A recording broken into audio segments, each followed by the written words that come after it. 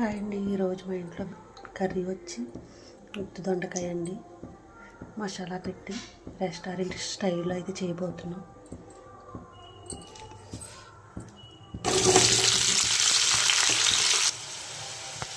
ఇలా ఆనియన్స్ కూడా వేసుకోవాలి. ఇందులో రెండు బాగా మగ్గించుకోవాలి.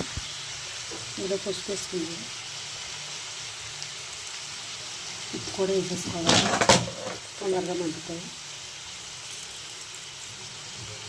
దగ్గర ఉన్న మసాలా వేసుకోవాలండి. ఏ మసాలా అన్నా పర్లేదు, గరం మసాలా అన్నా పర్లేదు, మనం ఇంట్లో ఆడుకునే మసాలా అన్నా పర్లేదు. అన్నీ వేసుకుని ఉప్పు కారం మసాలా అన్నీ వేసుకుని బాగా మగ్గించి అయితే బాగా మగ్గుకుని ఉంది.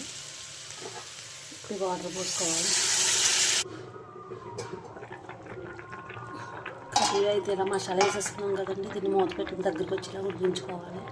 కర్రీ అయితే దగ్గరికి వచ్చేసింది, ఉడికిపోయింది. కర్రీ అయితే చాలా బాగుంటుందండి. ఇది మా అమ్మాయికి, మా అమ్మగారు కూడా చాలా ఫేవరెట్ అయిన కర్రీ. ఇది ఎక్కువ వండించుకుంటారు ఇంట్లో అయితే. ఈరోజు మా పాప అడిగిందని వండి పెడుతున్నాను. మీరు కూడా ట్రై చేసి ఎలా కుదిరిందో కామెంట్స్లో పెట్టండి. ప్లీజ్ సబ్స్క్రైబ్, లైక్ చేసుకోండి. ఓకేనండి.